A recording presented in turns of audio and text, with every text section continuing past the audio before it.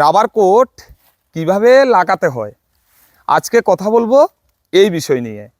আমার অবসর বিনোদন ব্লগ ফেসবুক পেজের কিংবা অবসর বিনোদন ব্লগ ইউটিউব চ্যানেলের অনেক বন্ধুরা এই বিষয়টাকে জানতে চেয়েছে।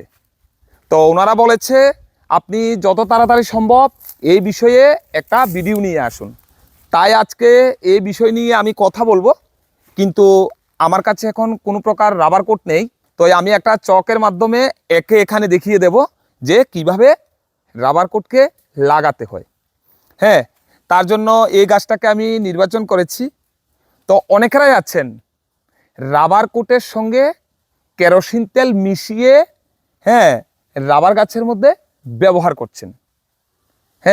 তো সেইভাবে রাবার কোটের মধ্যে কোনো প্রকার অয়েল মেশানো যাবে না। তো আমি মোটামুটি আজকে ধারণা দেব যে রাবার কোট কেন লাগানো হয় কিংবা রাবার কোটের কাজ কি। অ্যাকচুয়ালি আমরা যখন রাবার গাছকে ট্রেপিং করি তখন রাবার গাছের বাকলের 3টা স্তরকে টেপিংয়ের মাধ্যমে কেটে ফেলে দিই, শুধু থেকে যায় ক্যাম্বিয়ান। এই ক্যাম্বিয়ানের মধ্যে রাবার গাছের বাকল তৈরি হওয়ার টিস্যুগুলি রয়েছে। তো শীতকালীন সময়ের মধ্যে শুষ্ক বাতাস যেন রাবার গাছের ক্যাম্বিয়ান থেকে জলীয় অংশগুলি যেন শোষণ করে নিয়ে যেতে না পারে, তার জন্যই কিন্তু এই রাবার গাছের ক্যাম্বিয়ানের মধ্যে রাবার কোট লাগানো হয়। কেননা ক্যাম্বিয়ানের মধ্যেই রয়েছে রাবার গাছের বাকল তৈরি হওয়ার টিস্যুগুলি। তো এই ক্যাম্বিয়ানটা শুকিয়ে গেলে সেখানে এই টিস্যুগুলিও কিন্তু নষ্ট হয়ে যাবে, যার ফলে রাবার গাছের বাকল তৈরিতে বাধার সৃষ্টি হবে। তাই আমরা এই ক্যাম্বিয়ানটাকে রক্ষা করতে শীতকালীন সময়ে আমরা রাবার কোট ব্যবহার করে থাকি।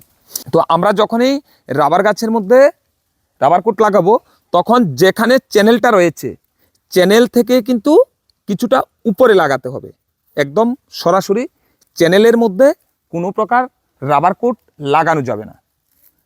আর এই রাবার কোটের মধ্যে কোনো প্রকার অয়েল মেশানো যাবে না, মানে কোনো প্রকারের কোনো তেল ব্যবহার করা যাবে না। অনেকেরা এই রাবার কোটটা কিছু ঘনত্ব বেশি হয়, একেবারেই ঘন থাকে, তো অনেকেরা আছেন সেখানে কেরোসিন তেলকে মিশিয়ে লাগাচ্ছেন।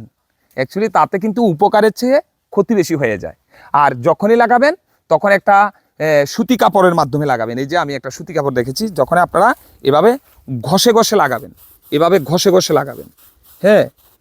ভালোভাবে যত ঘষবেন অত এখানের মধ্যে ভালোভাবে লেগে যাবে। কেন ক্যামেরাম্যান তুমি আর একটু জুম করে দেখাও।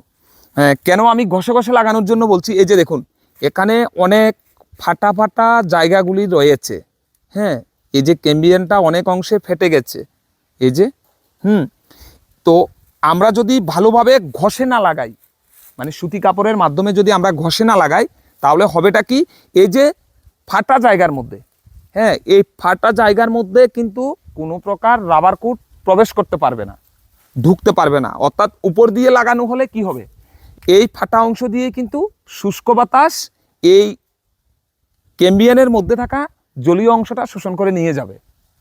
তাই এমনভাবে রাবার কোট লাগাতে হবে যেন কোথাও ফাঁক থেকে না যায়, অর্থাৎ সম্পূর্ণ অংশটার মধ্যে ভালোভাবে লাগাতে হবে। এই যে এই জায়গাটা এবছর টেপিং করা হয়েছে, তাহলে এই অংশটার মধ্যে একদম ভালোভাবে একটা সুতি কাপড়ের মাধ্যমে লাগাতে হবে। এই যে এখানে ফাটা অংশগুলি রয়েছে, এই ফাটা অংশগুলির মধ্যে যেন এই রাবার কোটগুলি প্রবেশ করতে পারে। এই বিষয়টা মাথা রেখে রাবার কোট লাগাবেন। আর এই সময়কালটা হলো রাবার কোট লাগানোর উপযুক্ত সময়। তো আশা করে বুঝতে পেরেছেন। এরপরেও যদি আপনাদের বুঝতে কোথাও অসুবিধা হয় অবশ্যই আমাকে জানাবেন।